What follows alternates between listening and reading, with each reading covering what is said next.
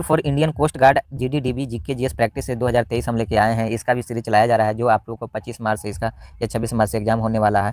तो आप लोग शुरू से अंत तक इस वीडियो में बने रहें। आपके जितने भी प्रीवियस ईयर और जितने भी डाउटफुल क्वेश्चन है वो सारे को हम इसमें डिस्कस किए हैं। तो चलिए वीडियो की शुरुआत करते हैं कि ब्रोमीन का संकेत क्या है दोस्तों। तो ब्रोमीन का जो संकेत है दोस्तों वो आपका क्या है, बी आर है। क्या है, बी आर है ब्रोमीन का। अगर ब्रोमीन का बात किया जाए तो इसका परमाणु क्रमांक जो है वो 35 है और परमाणु जो भार है वो 80 है दोस्तों। यह आवर्त सारणी के सप्तम समूह का तत्व है और समान ताप पर यही जो है अधातु है जो द्रव अवस्था में भी पाया जाता है। ये भी बात आप लोग याद रखिएगा। अब बात करते हैं कि चिपको आंदोलन। चिपको जो आंदोलन है इनके जनक कौन है। तो ये जो चिपको जो आंदोलन है ये दोस्तों उत्तराखंड के गढ़वाल क्षेत्र में चमोली जिले के रेनी गांव में 1900 कब हुआ था, 1973 में ये आंदोलन शुरू हुआ था। तब यह उत्तर प्रदेश का हिस्सा हुआ करता था और चिपको आंदोलन भारत के वन संरक्षण आंदोलन था जिसे सुंदरलाल बहुगुणा साहब ने इसे बहुत अच्छे से नेतृत्व किए थे। चलिए अगले प्रश्न की ओर चलते हैं। दक्षिण भारत की सबसे ऊंची चोटी कौन सी है। तो ये अनाईमुडी है। कौन सी है, अनाईमुडी है दोस्तों। और अनाईमुडी भारतीय राज्य केरल में स्थित है। किस राज्य में स्थित है, केरल में। यह पश्चिमी घाट और दक्षिण भारत की सबसे ऊंची चोटी है। यह पश्चिमी घाट और दक्षिण भारत की सबसे ऊंची चोटी है और इसकी जो ऊंचाई है वो 2695 मीटर है दोस्तों। याद रखिए 2695 मीटर है। यह इसलिए माने फेमस है कि यह चोटी जो है एशिया की सबसे बड़ी चोटी जीवित एशिया हाथी आबादी के साथ नीलगिरी तहर और गौर का घर है। माने यहाँ हाथियों के लिए भी ये फेमस है। यह पर्वत हाथी के सिर के आकार के लिए भी प्रसिद्ध है। याद रखिएगा। आइए अगले प्रश्न को चलते हैं। अगला जो प्रश्न है होम रूल लीग की स्थापना किसने किया था। तो होम रूल लीग की स्थापना जो किए थे बाल गंगाधर तिलक और एनी बेसेंट साहब ने किए थे।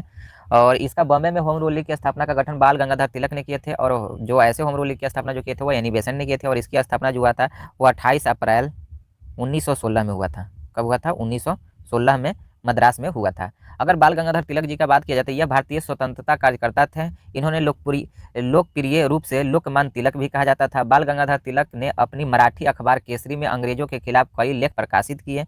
बर्मा के मामले में तिलक को 1908 से 1914 तक 6 साल की जेल की सजा भी सुनाई गई थी। और आर्कटिक होम ऑफ आर्यन और गीता रहस्य दो ऐसी इनकी किताबें हैं जो बहुत ही फेमस है। याद रखिएगा। कौन सा, आर्कटिक होम ऑफ आर्यन और गीता रहस्य। ये पूछा भी जाता है दोस्तों क्वेश्चन नहीं सही चलते, इसको याद रखिएगा। दो इनकी प्रसिद्ध पुस्तकें हैं। आइए अगले प्रश्न की ओर चलते हैं। अगला जो प्रश्न है कि बल्ब का जो फिलामेंट है वह किसका बना होता है। तो वह टंगस्टन का बना होता है दोस्तों। किसका बना होता है, टंगस्टन का बना होता है।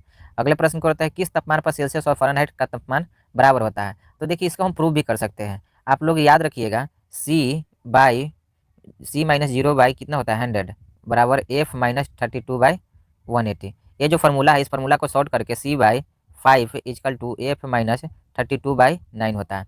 अब कह रहा है कि किस मान पर, तो मान लीजिए कि F = C बराबर x है। x वो मान है जिस पर फ़ारेनहाइट और सेल्सियस दोनों बराबर होते हैं।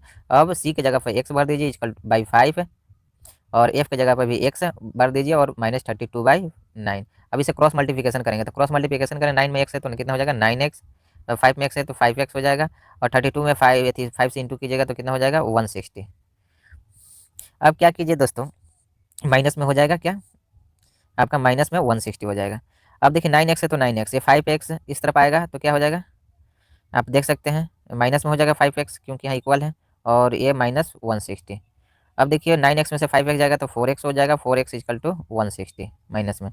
अब इसको काट सकते हैं 14 मट्टे कट जाएगा अर्थात x का वैल्यू कितना आ गया -40। तो -40 आया माने इसका जो मान फ़ारेनहाइट और सेल्सियस का मान जो बराबर होगा वो -40 डिग्री पे ही होगा दोस्तों। देखिए -40 डिग्री पर ये दोनों मान बराबर होते हैं, फ़ारेनहाइट और सेल्सियस दोनों की। याद रखिएगा। सोल्डर किसका मिश्र धातु है, तो सोल्डर जो आपका है टीन और लेड का है। किसका है, टीन और लेड का है। याद रखिएगा। नेपाल के राष्ट्रपति भवन को क्या कहा जाता है, तो शीतल निवास कहा जाता है। क्या कहा जाता है, शीतल निवास कहा जाता है दोस्तों।